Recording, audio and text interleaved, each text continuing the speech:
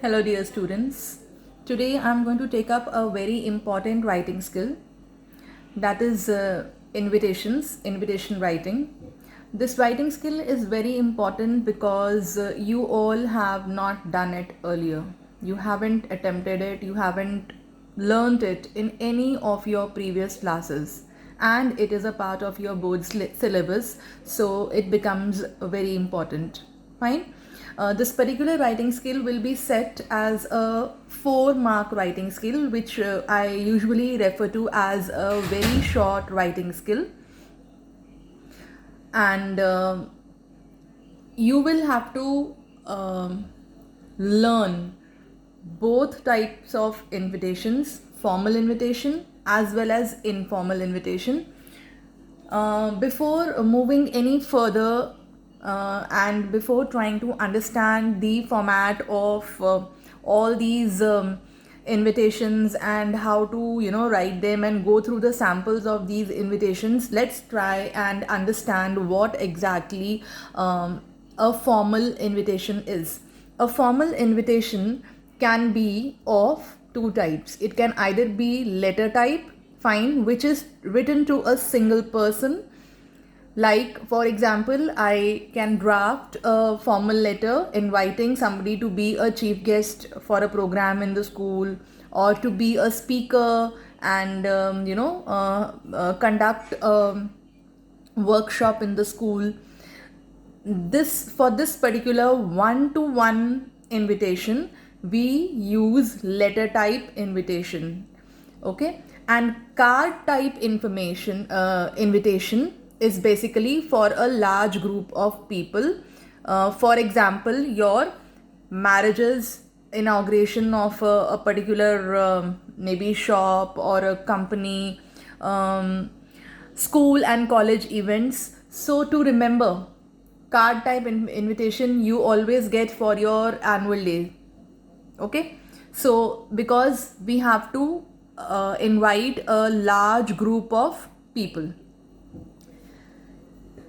Informal invitation is letter type invitation only. In this, you don't have any card type invitation. You have to basically write an informal invitation when you are writing to a single person, fine, and it is sent on an individual basis. And of course, this particular invitation is basically written to someone, to invite someone with which you share a very very informal relationship, maybe with your friend or with your colleague or maybe with your cousin. Okay, so we understand this. What is the difference between a formal invitation and an informal invitation? Formal invitations can be of two types: letter type and card type. Letter types have to be written when only a single person has to be invited, and card type invitation is drafted when we have to address a large group of people. Just now, what I had discussed with all of you, it is here that this particular invitation writing, and later on in my other videos I'm going to discuss about replies also. Invitations and replies is a part of your syllabus. It is a very short writing skill, so you have to do it in 50 words. 4 marks are kept aside for this particular question. It is set for 4 marks, in which 1 mark is for format, 2 marks is for content, half mark is for accuracy, and half mark is for fluency. And accuracy and fluency together form expression. Still, you should know the division. How many marks will be deducted for your accuracy and how many for fluency. Now, let's try and have a look at a card type invitation.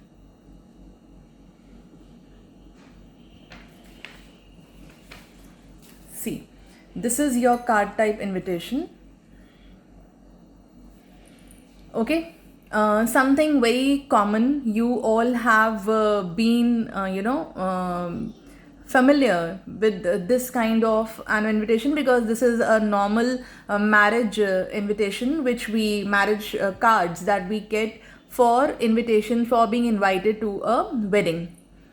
So if you try to analyze the format, if you try to interpret what all is written in this particular card, in this particular invitation, if you try to understand the format, you will be able to remember how to write a formal card type invitation and what is the format. So in the format of a card type invitation, I'm just shifting this page a little bit. In the format of a card type invitation, the first thing that we all have to keep in mind is that in the first line, Mrs. and Mr. Pratap Singh, you have to write the name of the host. Okay, you have to write the name of the host, and please don't write Mr. and Mrs. because Pratap Singh is the name of the gentleman. So Mr. should come with the name of the gentleman. Mrs. and Mr. Pratap Singh. In the second line, the second line, solicit your gracious presence. In place of the second line, I will tell you, you can use a number of other expressions.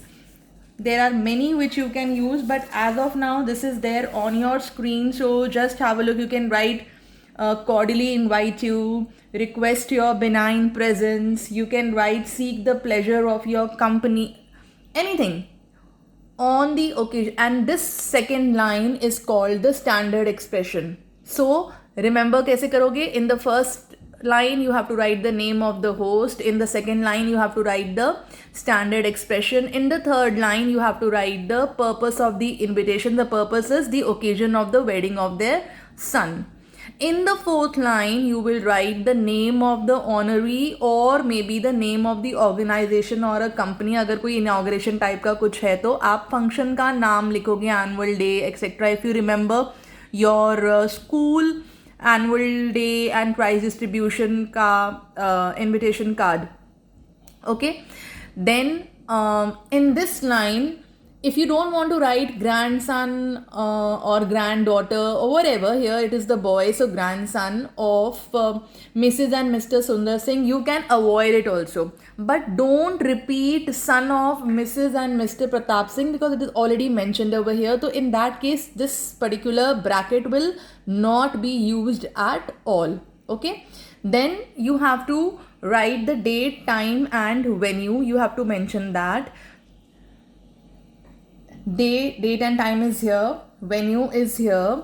Then you have to write RSVP, whom to contact, whom to respond for any kind of a problem that you have or any query that you have, or if you want to respond by accepting or denying the invitation, whatever information, whatever communication you want to do regarding this event, it should be done through this person. So the contact number should be there and the name of the person should be there. Address is mandatory. Address is not compulsory, is not mandatory. I repeat, address is not mandatory. If you want, you can write. If you don't want, you may not write. With best compliments, you may write near and dear ones, you may write the Singh family, or you may not write anything at all. With best compliments, and that's it. It is up to us whether we write this or we don't write this. Apart from this, we also need to mention any other information, any special information which is to be mentioned, any information about the chief guest or the guest of honor, depending upon the type of invitation we are drafting. Any other special information could be regarding maybe the dress code for a birthday party or maybe for a ladies Sangeet night. These days there is a trend of having a dress code, and if it is your annual day kind of a program, in such a program they tell us to be seated 15 minutes before the program, don't carry any item like a briefcase etc, bag inside the venue, to carry the invite along. So there could be various other information which need to be a part of the invitation. They have to be written at an appropriate place. The remaining part of this invitation writing I'll be taking up in my next video.